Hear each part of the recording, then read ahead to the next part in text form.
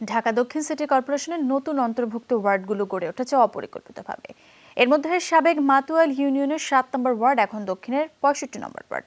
কোনো পরিকল্পনা না থাকায় রাস্তাগুলো সংকীর্ণ, গড়ে ওঠেনি কোনো পয়ঃনিষ্কাশন ব্যবস্থা। সড়ক ড্রেনের কাজ শুরু হলেও চলছে খুব ধীর গতিতে। অবশ্য কাউন্সিলর নির্বাচনকে ঘিরে এসব সমস্যার সমাধানের ব্যাপারে আশাবাদী হচ্ছেন এলাকাবাসী। শাকিল হাসানের রিপোর্ট আর ছবি রাজীব আহসানের। ঢাকা চট্টগ্রাম মহাসড়কের পাশের এই এলাকাটি সাবেক মাতুয়াইল ইউনিয়নের 7 নম্বর ওয়ার্ড। ঢাকা দক্ষিণ সিটি কর্পোরেশনে অন্তর্ভুক্ত হয়ে যার নতুন পরিচয় 65 নম্বর ওয়ার্ড। এক দশক আগেও এখানকার বেশিরভাগ এলাকা ছিল জলাভূমি। সেগুলো ভরাট করে কয়েক বছরে গড়ে উঠেছে ছোট বড় অসংখ্য আবাসিক ভবন। তবে পরিকল্পনা না থাকায় উন্নতি নেই যোগাযোগ ব্যবস্থায়। মূল সড়কটি 60 ফুটের হলেও ভেতরের রাস্তা খুবই সরু।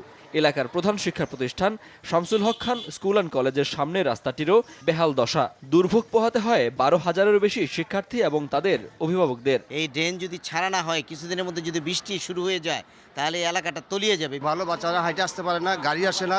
অতি সত্তর জন রাস্তার একটা বিহিত করা হয়। কয়েকটি সড়ক এবং পয়ঃনিষ্কাশন ড্রেনের নির্মাণ কাজ চলছে বেশ কিছুদিন ধরেই, কিন্তু ধীরগতির কারণে নাভিশ্বাস উঠছে এলাকাবাসীর। তারপরও বেশিরভাগ এলাকাতেই নেই বাতির ব্যবস্থা।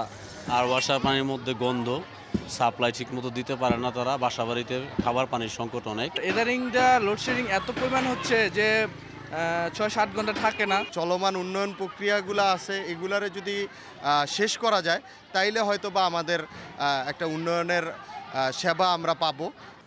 সিটি কর্পোরেশন হওয়ার আগে জমির দাম কম থাকায় এ এলাকায় গড়ে উঠেছে অনেক কারখানা। আবাসিক ভবনের গা ঘেঁষে গড়ে ওঠা এসব কারখানা তৈরি করছে নিরাপত্তা ঝুঁকি। অনেক ঝুঁকিপূর্ণ, কিন্তু তারপরে কি করবো, এখানে কোনো প্ল্যান প্রোগ্রাম ছাড়াই এখানে যা বাড়িঘর হয়েছে। এলাকাবাসী বলছেন এসব দুর্ভোগ থেকে মুক্তি পাওয়াই তাদের মূল প্রত্যাশা, কাউন্সিল নির্বাচনকে সামনে রেখে। ঢাকা দক্ষিণ সিটি কর্পোরেশনে নতুন অন্তর্ভুক্ত হওয়া 18টি ওয়ার্ডের মধ্যে সবচেয়ে অপরিকল্পিতভাবে গড়ে উঠেছে 65 নম্বর ওয়ার্ড। পানি, বিদ্যুৎ, গ্যাস সমস্যার পাশাপাশি এ এলাকার সবচেয়ে বড় সমস্যা যোগাযোগ এবং পয়ঃনিষ্কাশন। এলাকাবাসী বলছেন নাগরিক সুবিধা নিশ্চিত করতে হলে এলাকাটিকে পুরো ঢেলে সাজাতে হবে। শাকিল হাসান, যমুনা নিউজ, ঢাকা।